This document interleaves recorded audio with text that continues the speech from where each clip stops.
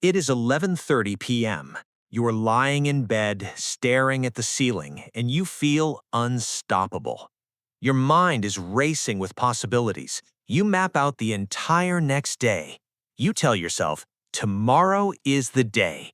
I'm going to wake up at 6 a.m. I'm going to hit the gym. I'm going to meditate. I'm going to crush that project. You feel that surge of electricity in your chest. You are motivated. You are disciplined. You are a machine. You set the alarm with confidence. Then, 6 a.m. arrives. The alarm screams.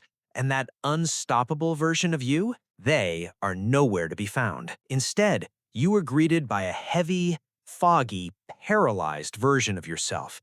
Your body feels like it weighs 1,000 pounds. The room is too cold. The bed is too warm. And in that split second, your brain makes a negotiation. Just 5 more minutes, it whispers. We'll start tomorrow. We need the rest. You hit snooze. Then you hit it again.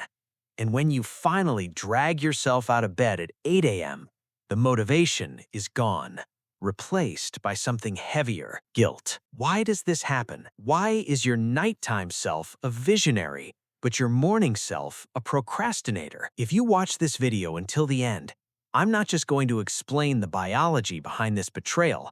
I'm going to give you a 3-step protocol to bridge the gap between who you want to be at night and who you actually are in the morning. We are going to stop the negotiation forever. The validation. You are not lazy. First, I need you to understand something crucial. You are not broken, you are not lazy, and you don't lack willpower. What you are experiencing is a biological conflict between your prefrontal cortex, the logical planning part of your brain, and your limbic system, the primal emotional part. At 11 p.m., your prefrontal cortex is active. It's running simulations. It sees the long-term reward. It sees the dream life. But when you wake up, your prefrontal cortex is literally offline. It hasn't booted up yet. This is a scientific phenomenon known as sleep inertia. When you first wake up, your brain is swimming in a chemical called adenosine that hasn't fully cleared out yet.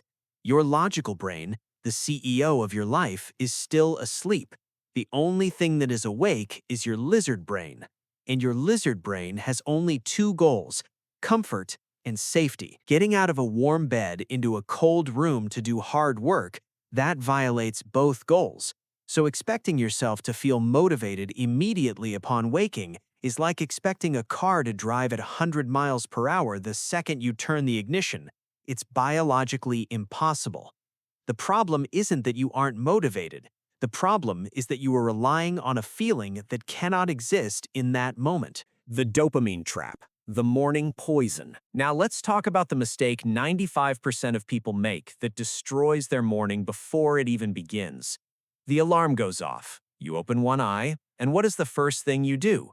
You grab your phone. You check Instagram. You check TikTok. You check your email. You think you're just waking up. You think you're just checking the news. But what you are actually doing is frying your dopamine receptors.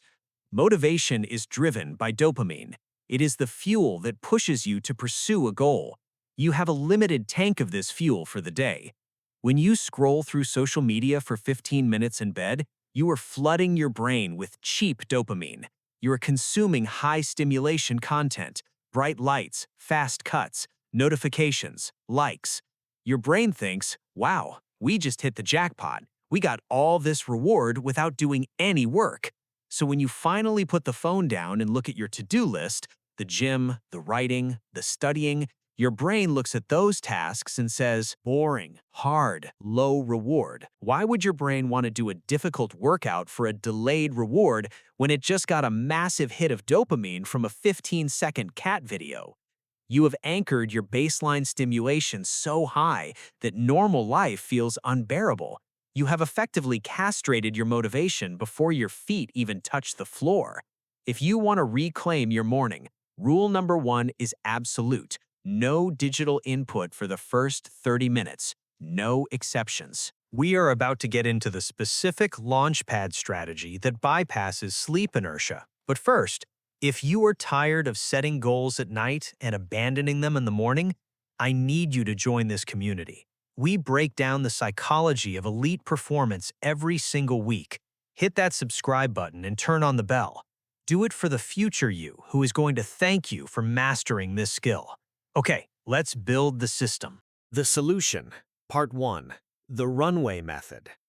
The biggest lie we tell ourselves is, I will decide to do the right thing in the morning. Listen to me. You should never trust your morning self to make decisions. Your morning self is tired, they're grumpy, they have zero willpower. If you have to decide what to wear, where your keys are, what workout to do, or what to eat for breakfast, you have already lost. Each of those tiny decisions costs energy you don't have. This is where the runway method comes in. To ensure a plane takes off, the runway must be clear. The pilot doesn't build the runway while the plane is moving. Your nighttime self, that motivated genius, needs to be the architect. Your morning self is just the laborer. The laborer is not allowed to think. The laborer just follows the instructions. Here is what this looks like practically. 1. The uniform. Your gym clothes or work clothes are laid out on the floor right next to the bed. You should practically trip over them. 2. The hydration.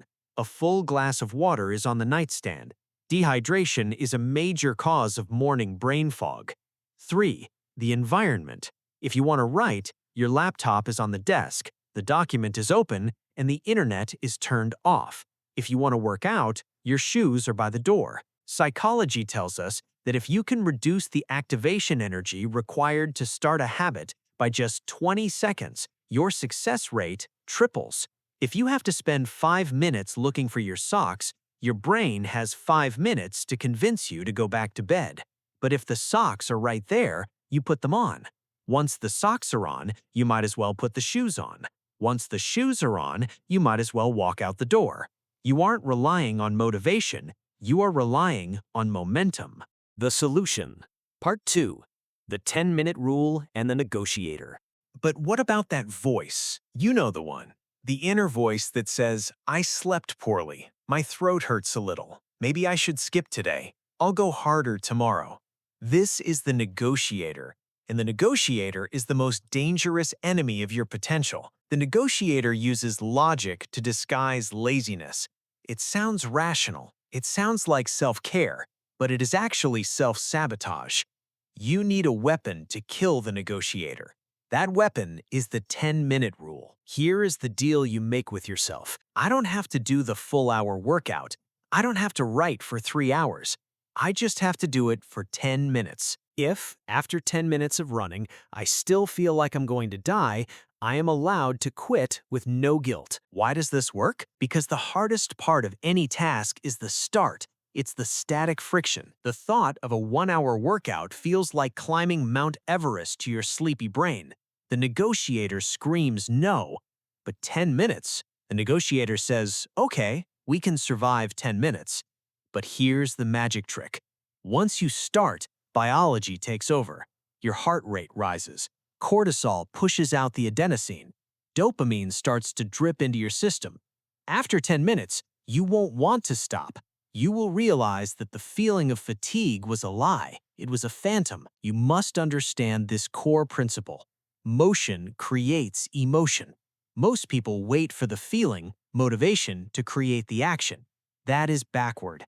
You must take the action to create the feeling. Do not wait to feel good to start. Start, and you will eventually feel good. This next psychological shift is the most important one. It moves you from trying to being. But before I share it, if you found value in this so far, hit the like button. It helps the algorithm find other people who are struggling with this same morning battle. Let's help them wake up. The identity shift. Who are you? We have covered the biology. Sleep inertia. We have covered the strategy, the runway. Now we must cover the spirit. Why does motivation disappear? Because for many of you, your goal is external, not internal. You are waking up early because you have to, because your boss said so, because you want to lose weight. These are weak drivers. They collapse under pressure. The people who consistently dominate their mornings don't do it because they feel like it. They do it because of identity. They don't say, I am trying to run. They say, I am a runner. And runners run. They don't say, I hope I can wake up early. They say, I am the type of person who does not hit snooze. When you hit snooze, you aren't just getting 5 minutes of low-quality sleep. You are casting a vote for an identity. You are voting for the identity of someone who breaks promises to themselves. Every time you say you're going to get up and you don't, you are training your brain to not trust you. You are destroying your self-confidence. Confidence doesn't come from affirmations in the mirror.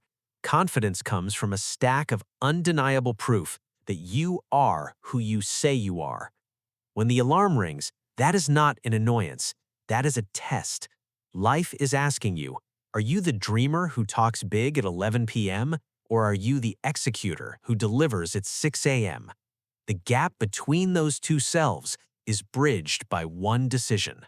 The 1-second decision. So, tomorrow morning, this is what is going to happen. The alarm will ring, the room will be dark, it will be cold, your brain will feel like it's filled with concrete. The negotiator will show up. Just sleep, it will say. It's too hard. You will feel the urge to grab your phone to numb the pain. In that moment, I want you to remember this video. I want you to remember that the feeling of, I don't want to, is not a stop signal. It is the starting gun. Don't think, don't negotiate, don't check your feelings. Count backward, 5, 4, 3, 2, 1, and move. Put your feet on the floor, stand up, drink the water, put on the clothes. Because the motivation you were looking for isn't in your bed. It's waiting for you out there, about 10 minutes into the work. Go earn it. Thanks for watching.